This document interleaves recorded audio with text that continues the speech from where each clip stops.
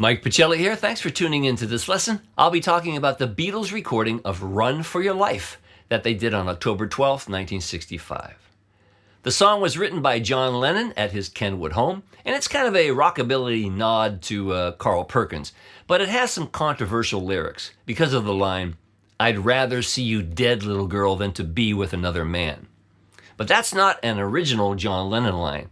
It's a line that he got from an Elvis Presley song called Let's Play House, and he used it in Run for Your Life. But John did say that he never liked Run for Your Life because it was a song that he just knocked off, and he actually said he hated it. And there's lots of folks that dislike the song because of what they deem to be, sexist lyrics. But back in the 60s, phrases like drop dead or, I'm gonna kill him, they were figures of speech, and they weren't taken literally. And plus there was a song called Hey Joe, where the singer actually kills the girl in the lyric, and I don't remember complaints about that one. In Playboy magazine in 1980, John said that Run for Your Life was a favor for George Harrison. Because George plays a big role in the recording of the song, playing 4 different guitar parts, and I'll go over all of them in this lesson. So October 12th, 1965, they're at EMI Studio 2, and it's the first session for Rubber Soul, which is their pot and alcohol album. And as usual, the first song they're recording for an album is a Lennon song. And I think that's the case for all the albums, maybe except for Magical Mystery Tour. Nevertheless, they had the song completely finished in 4.5 hours.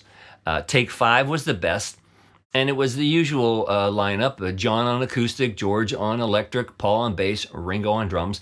And for this rhythm track, John actually sang lead. But they decided to do overdubs, and John re-sang his lead vocal. George double-tracked his lead stuff, and he played slide on another track. And John, Paul, and George did the background vocals. That's George singing the high falsetto on the song, and Ringo overdubbed tambourine. The song was mixed on November 9th, and it was released December 6th, 1965 on the Rubber Soul album. So I think that's the backstory. Let's get started.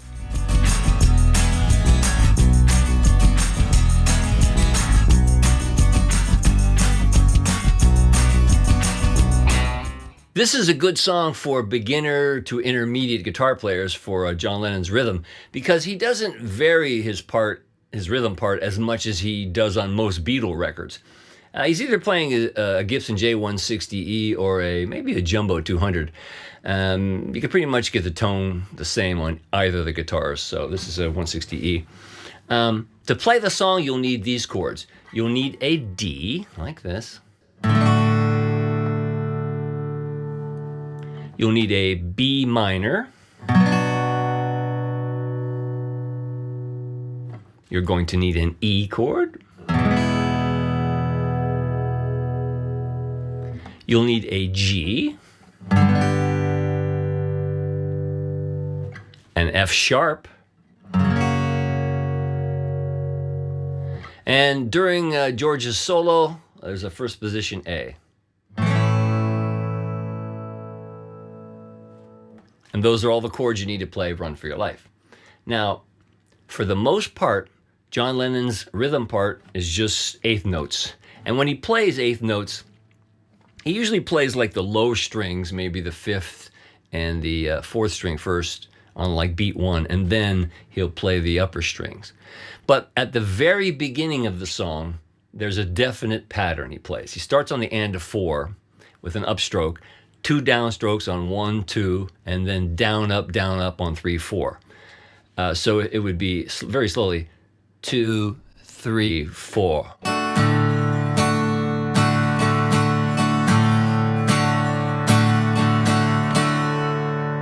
And then from then on, it's just straight, just wild, reckless abandon eighth notes showing through the whole song. So slowly, a verse would be like this. A verse would be just eighth notes again.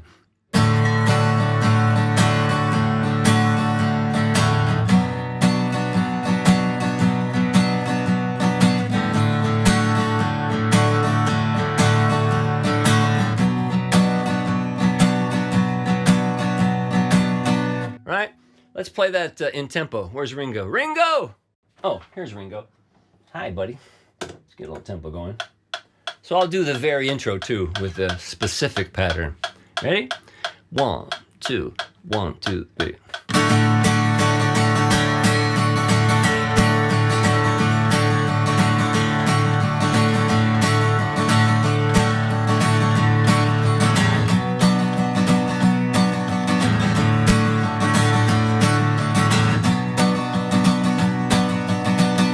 Got it? Thanks, Ringo. Now on the chorus, the first measure of the chorus is that B minor to the E. So it's...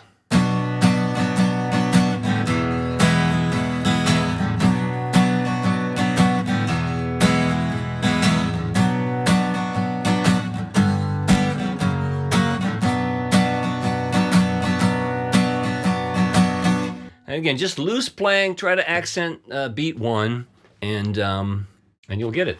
So let's do that again. Let's do from the beginning. I'll do a verse and a chorus. 1, 2, 1, 2, 3, 4.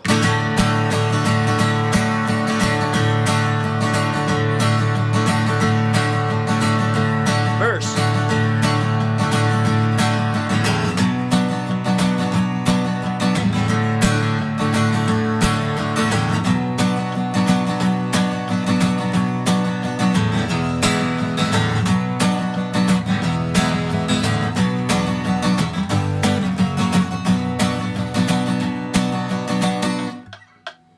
And there you have it.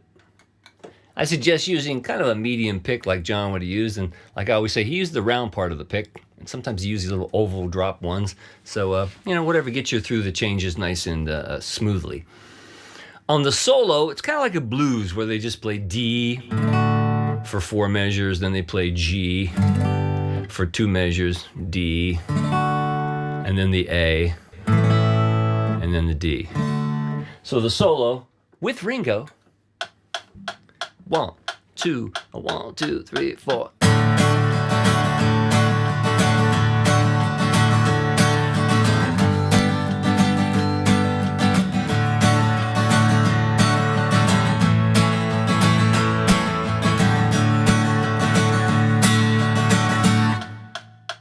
Thank you, buddy. And then back to the verse. It plays 2 more verses and the choruses, and then it just fades out, just strumming on a D chord. Nice and simple, and you ought to be able to get that perfectly. If you want to know the exact strumming patterns and exactly which strings he hits low to high, you can download the charts at MikePachelli.com.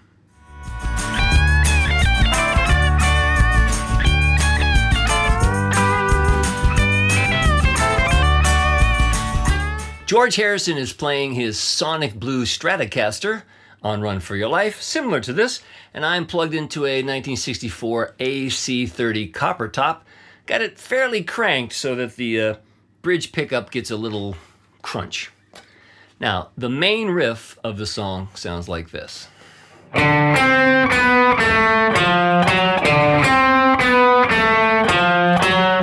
if you wanted to think of it music theory-wise, the chord, John is playing a D chord, and George simply plays a root, the 7th, the 6th, the 5th, a minor 3rd, and a major 3rd. But you can tell that he's playing the 7th, 6th, and 5th on the G string, because it would feel like it would be here. It feels like it would be. But he's playing it here. Right? So you got.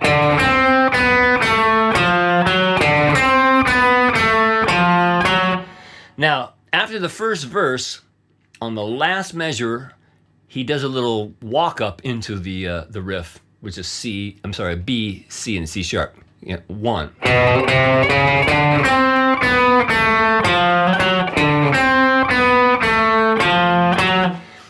Simple little riff, but it's just so classic George Harrison. And, George always comes up with the perfect part, and you can't imagine the song without it, so touche. And then on the lead work, he also does a solo. And here's how the solo goes. I'll play it slowly for you first. It starts on the end of 4, 2, 3, 4.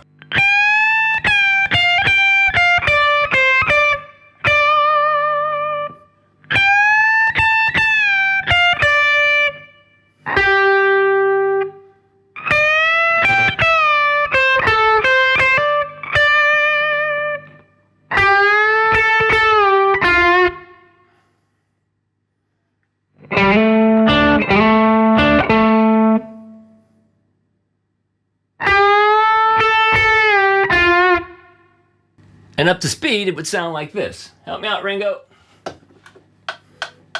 1, 2, 3, 4.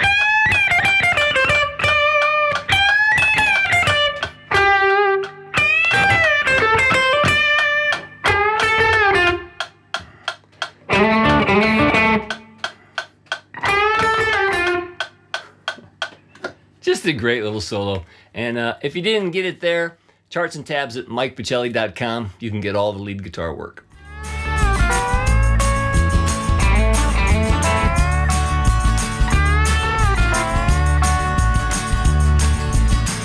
I'm betting dollars to donuts that this is the rhythm guitar part George played when they actually recorded the rhythm track.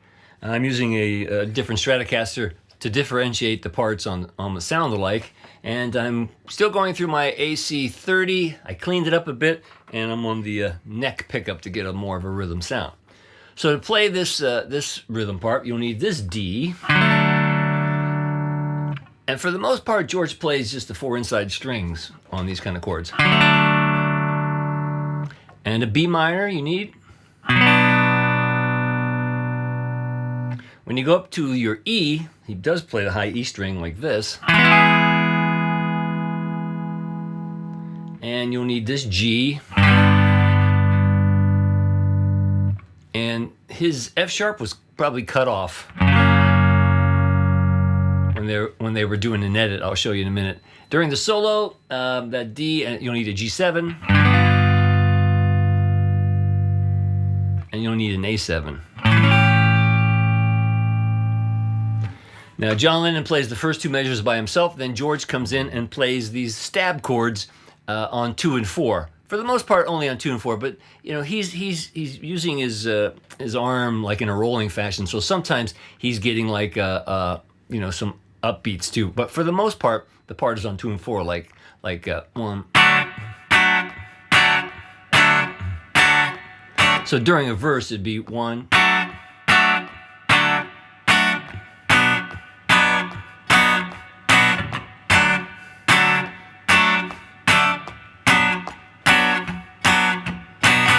And you can more hear an 8th note on the B minor, like 1,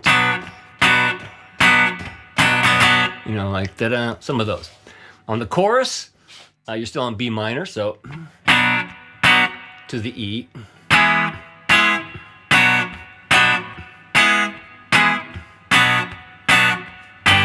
If you listen close to the record, that's all that rhythm part does, is stops. But if you want to continue to play the G to the F sharp to the B minor, I think that's what I did on the sound alike. So let me play it for you with Ringo in tempo. And here's the basic rhythm part for the intro and the verse and the chorus. 1, 2, 3, 4.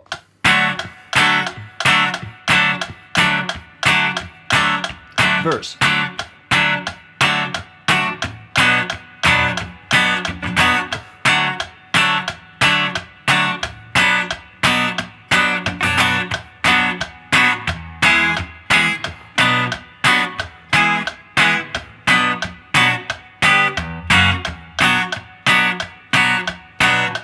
Like that.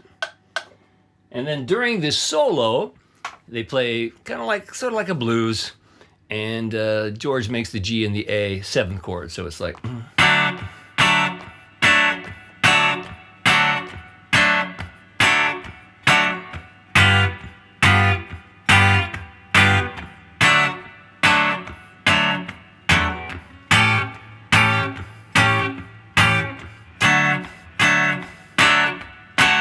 So in tempo, during the solo, 1, 2, 3, 4.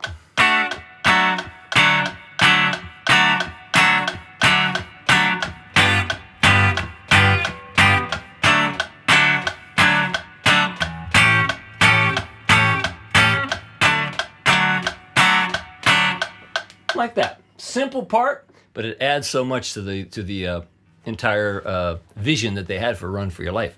And then you play 2 more verses and 2 more choruses, and then you just fade out, a little more free strumming on the D on the way out, instead of just 2 and 4, like 1, 2. You're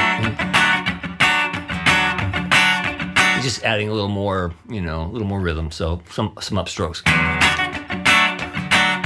Something like that. So that's the second Stratocaster part for Run for Your Life.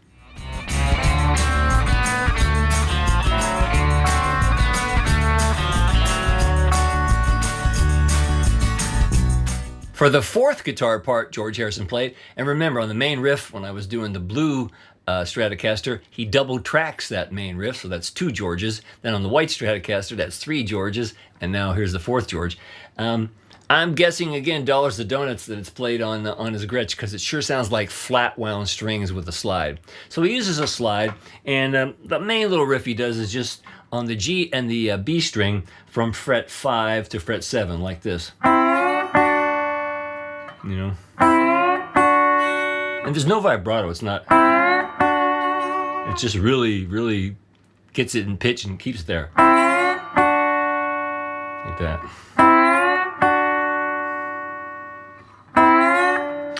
And sometimes he actually plays 3 strings, like the D, G, and B string. Sometimes you hear 3 strings. And that's the main little riff he does there. During the solo, where they're playing like a 12-bar blues, the first time he plays the E string too, he plays 4 strings, you hear. Right? And then the second time you hear just the D, G, and the B string. Like that. Then when he goes up, when it goes to a G7, he plays from 10 to 12 and gets, and 3 strings on the 12th fret, back down to, then from 12 to 14, 3 strings again up there, and then back down to,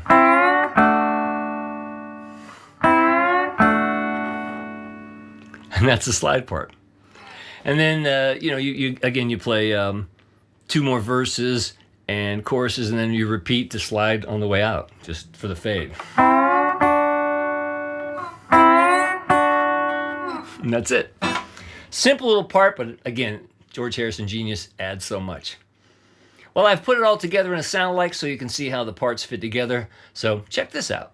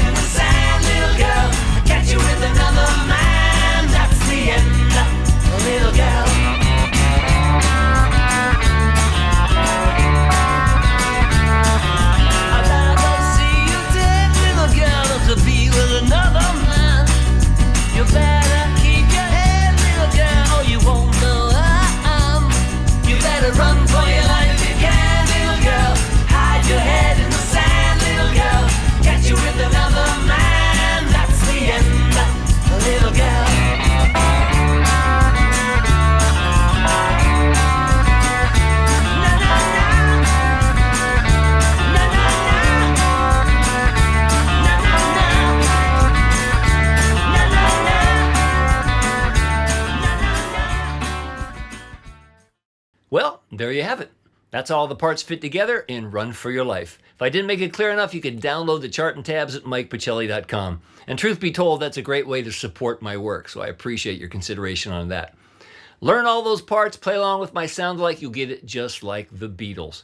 And if you'd like to drop me a line, do so at mikepachelli.com. And again, that's where the chart and tabs are available for you to download. And if you would be so kind, please subscribe to this YouTube channel. So have fun playing this great old tune. And until next time, I'm Mike Pachelli. Thanks for hanging out with me.